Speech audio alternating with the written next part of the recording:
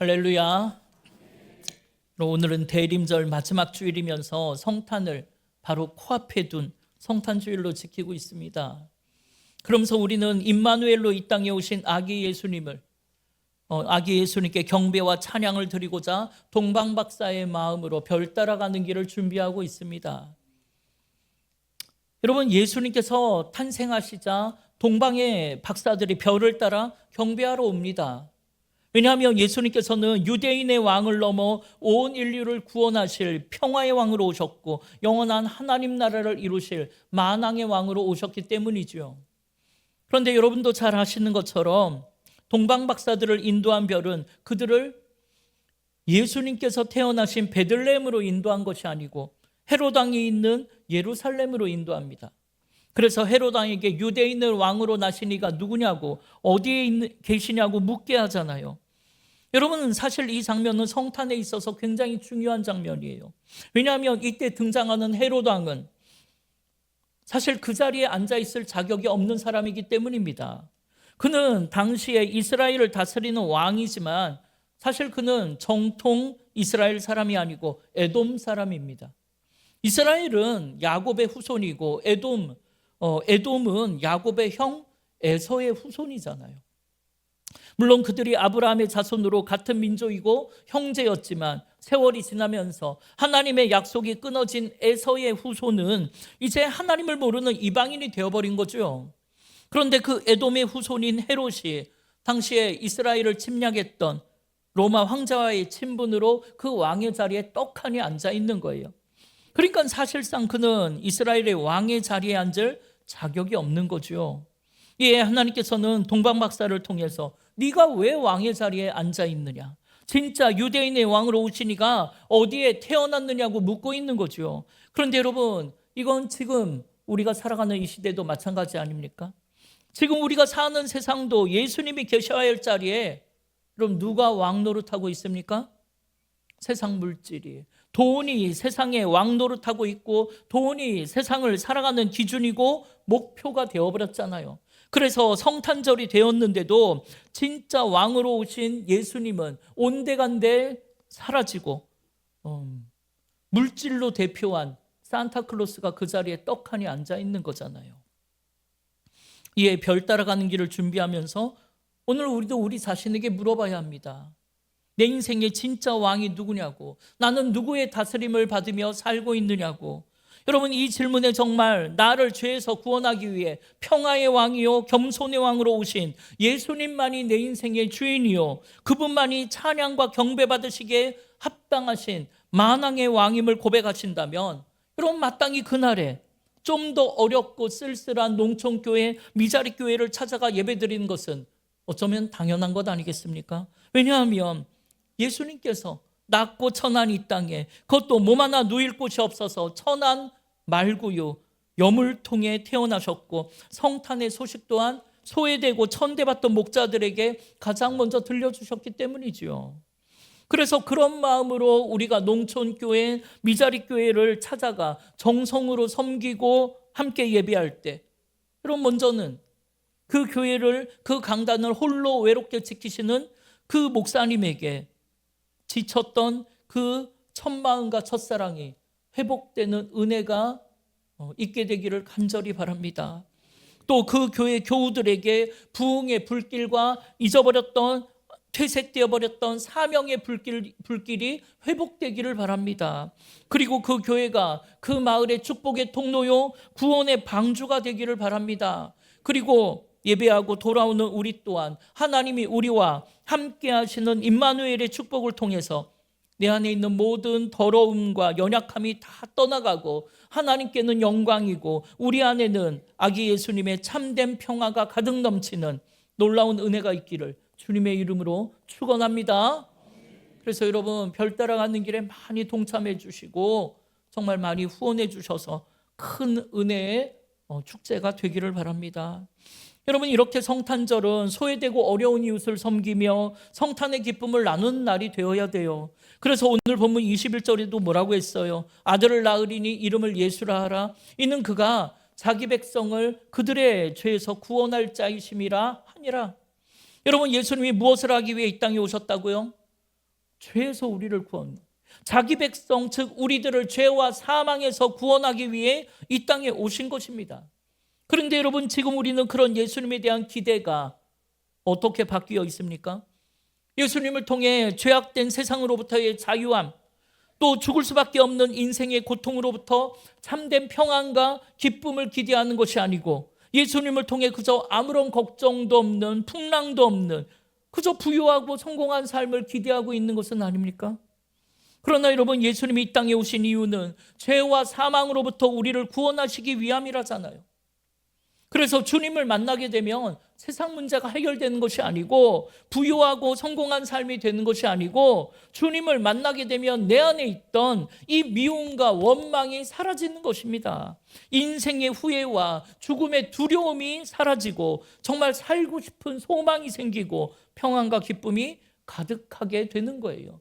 이게 진정한 임마누엘의 축복인 줄 믿습니다. 예, 하나님께서는 그런 놀라운 계획을 이루시기 위해 한 가정을 택하셔요. 그게 누구의 가정입니까? 그게 바로 오늘 본문에 나오는 약혼한 상태의 요셉과 마리아의 가정이에요. 이 대하여 누가복음은 어머니 마리아를 중심으로 기록한 반면에, 오늘 우리가 읽은 마태복음은 아버지 요셉을 중심으로 이 사건을 이야기하고 있습니다. 이는 남성 중심의 유대인들에게 예수님을 전하고자 했던 마태의 의도가 담겨져 있는 것이겠죠. 그런데 여러분, 남성 중심의 사회에서, 아니 일반 사회에서 생각해 보더라도 이 임마누엘의 사건, 그러니까 처녀가 잉태하여 아들을 낳는다는 이 임마누엘의 사건은 정말 입 밖에 꺼내기도 두려운 사건 아닙니까? 여러분, 한번 생각해 보세요. 약혼한 예비 신부가 신랑과 동거하기 전에 아이를 가졌다는 것을 알았다면 여러분, 그걸 어떻게 받아들일 수 있겠습니까? 그건 당장 파혼하는 것은 물론이고, 그 여자는 당시 율법에 의해 돌에 맞아 죽임당할 수 있는 끔찍한 사건이에요. 사실 이건 지금으로 봐도 용납할 수가 없는 사건이잖아요.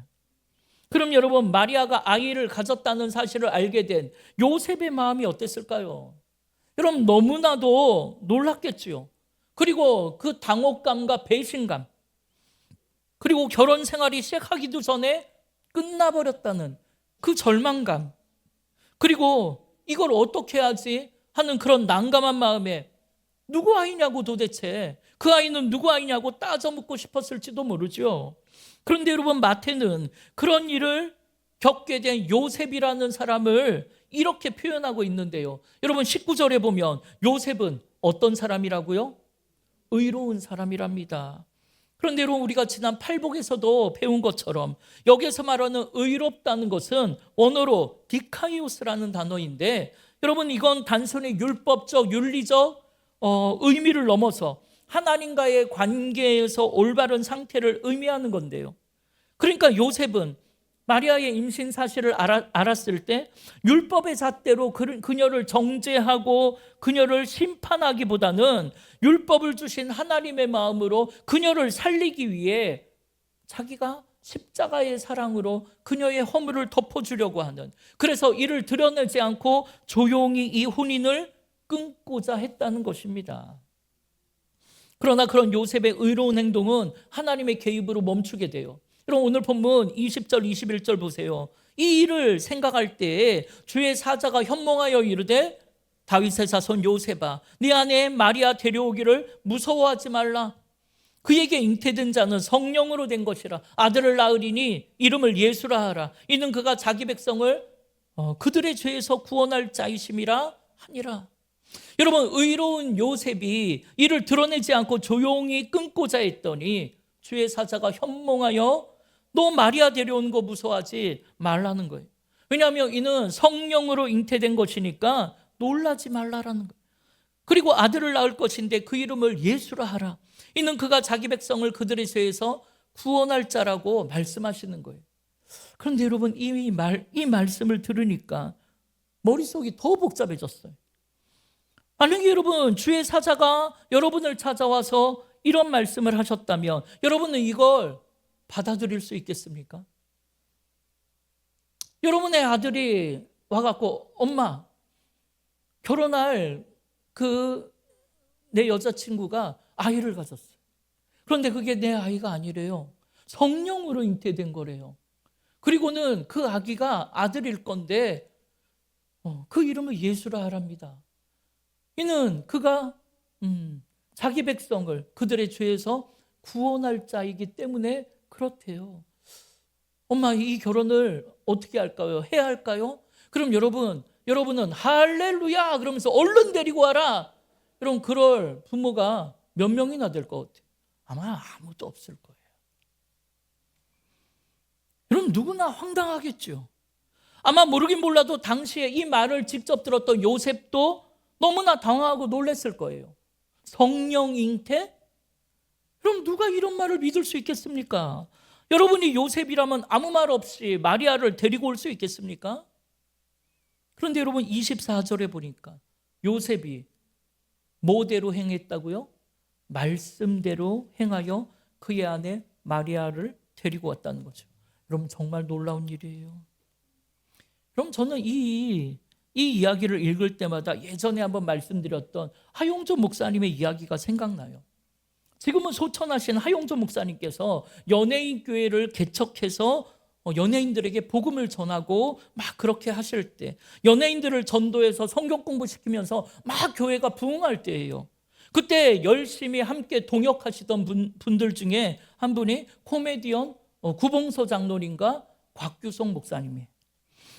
그래서 구봉서 장로님이 연예인들을 막 전도해갖고 데리고 와 성경 공부 자리에 앉혀놓으면 하용조 목사님이 성경 공부를 막 시켜가지고 이를 통해 많은 연예인들이 예수를 영접하고 또 그 힘든 연예계 생활 속에서 믿음으로 살아갈 수 있도록 만들었잖아요. 그런데 어느 날 또 코미디언 후배 하나를 데리고 와서 성경 공부에 앉혀놓은 거예요. 그런데 마침 오늘 이 본문을 배우게 된 거예요. 그런데 하용조 목사님이 임마누엘이 무엇이며 그리고 이 이야기를 하면서 열심히 성경 공부를 하고 있는데 그 처음 온 그 후배가 속으로는 이게 믿어지질 않는 거예요. 그래서 계속 저 구석에서 꿍시렁꿍시렁거리면서 야, 성령으로 잉태된 게 이게 말이 되냐? 지가 어디 가서 바람을 피워갖고 임신한 거지 어떻게 여자 혼자 아이를 가질 수가 있겠냐고. 그러면 이게 신화나 소설이지. 그러면서 이건 말이 안 되는데 그렇게 계속 이야기를 하는 거예요. 그러니까 하용조 목사님이 그게 아니라 임마누엘이란 이런 것이고 이 모든 것이 하나님의 섭리요 은혜 가운데 이루어진 것이라고 그렇게 아무리 설명해도 이걸 이해가 되지 않는다고 이야기를 하는 거예요. 그러니까 성경 공부 분위기가 자꾸만 흐려지고 맥이 자꾸만 끊기는 거예요. 이걸 바라보고 있는 구봉서 장로님이 목사님 앞이라서 뭐라고 할 수도 없고 속으로 부글부글 끓고만 있었어요. 그러다가 쉬는 시간이 돼갖고 그 후배 코미디언을 불렀습니다. 일로 와보라. 밖으로 데리고 나가서 뒷골목으로 끌고 갔어요. 그래갖고 거기에서 야, 너 예수님의 어머니가 누구냐? 그랬더니 예수님의 어머니는 마리아죠. 그래? 그럼 너 마리아의 남편이 누구냐? 마리아의 남편은 요셉이죠. 그렇게 대답하니까 구봉서 장로님이 야, 아기가 어떻게 생겼든 간에 남편이 괜찮다잖아. 남편이 괜찮다고 하는데 네가 남편이야? 네가 남편이야? 왜 네가 난리냐? 또 그래 들어가서 입 다물고 조용히 있어? 그래갖고 끌고 들어갔고 성경 공부가 은혜롭게 끝났대요. 여러분 이게 무엇을 의미합니까? 그러니까 여러분 이건 믿음의 문제라는 거예요. 이의 남편이었던 의로운 요셉은 그 말씀을 이성적으로 판단하는 게 아니고 믿음으로 받은 거예요. 그리고 아내 마리아 데려오기를 두려워하지 않고 마리아를 데리고 왔다는 겁니다. 그리고 아내를 데리고 와서 실제로 아들을 낳아서 말씀대로 그 이름을 예수라 했단 말이에요. 여러분 이건 믿음의 문제인 거예요. 그런데 여러분 지난번에도 말씀드렸지만 사실 부모가 아이의 이름을 짓는데 예수라는 이름은 참으로 부담스러운 이름이라 했잖아요. 왜냐하면 그 뜻이 구원자라는 뜻이고 여호와께서 우리를 구원하신다는 의미를 갖고 있다는 거예요. 이에 주의 사자가 요셉에게 그렇다면 왜 그 아들을 이름을 예수라고 해야 하는지를 설명하는데 여러분 22절에 보니까 이 모든 일이 된 것은 주께서 선지자로 하신 말씀을 이루려 하심이니 이르시되 보라 처녀가 잉태하여 아들을 낳을 것이요 그의 이름을 임마누엘이라 하리라 하셨으니 이를 번역한즉 하나님이 우리와 함께 계시다 함이라. 다시 말해 이 아기가 장차 자기 백성을 죄에서 구원할 자이고 이사야의 예언했던 하나님이 우리와 함께 하신다라는 임마누엘의 예언을 성취해야 하는 것이기 때문에 이름을 그렇게 지으라는 거예요. 그리고 우리는 그 말씀대로 예수님을 통해 구원을 받게 되었고 예수님께서 오늘도 살아가셔서 세상 끝날까지 우리와 임마누엘로 함께 계시는 줄 믿습니다. 사랑하는 여러분, 임마누엘의 축복과 은혜는 이렇게 의로운 자 요셉의 순종으로 이 땅 위에 임하게 된 거예요. 그런데 여러분, 임마누엘은 이사야 선지자의 예언이라 했잖아요. 그게 이사야 7장에 나오는데요. 당시의 상황을 살펴보면 나라가 북이스라엘과 남유다로 갈라졌을 때 북이스라엘이 남유다를 공격해갖고 자기가 다 먹고 싶은 거예요. 그래서 강대국이었던 바벨론하고 동맹을 맺어서 남유다를 치러 왔습니다. 이에 하나님께서는 하나님을 의지하지 않고 이미 애국가, 남쪽의 애국가 동맹을 맺은 남유다의 아하스 왕에게 이사야 선지자와 그의 아들을 보내서 하시는 말씀이 바로 임마누엘의 예언이에요. 이에 하나님께서는 이사야를 통해 지금 네가 하나님을 의지하지 않고 세상적인 방법, 세상을 의지해서 이 문제를 풀려고 하는데 그러면 안 된다고 꾸중하시면서 이 일이 하나님의 말씀대로 이루어질 것이라는 증거를 주겠다 하시면서 예언한 게 바로 보라, 처녀가 잉태하여 아들을 낳으리니 그 이름을 임마누엘이라 하리라. 그런데 여러분, 임마누엘의 뜻은 하나님이 우리와 함께 하신다는 뜻이잖아요. 즉 하나님이 우리와 함께 하심으로 우리를 공격하는 그 무서운 세상의 바벨론, 그걸 다 물리쳐 승리하게 해주겠다는 뜻인 거예요. 이게 임마누엘의 축복입니다. 그런데 여러분, 우리는 독생자 아들까지 내어주시는 임마누엘의 하나님을 의지하여 살지를 못하고 자꾸만 세상을 의지하며 살더라는 거예요. 애국가 같은 세상을 부러워하고 그 애국가 같은 세상을 의지해서 살려고 하는 거예요. 그러면서 오히려 하나님을 원망하고 불평합니다.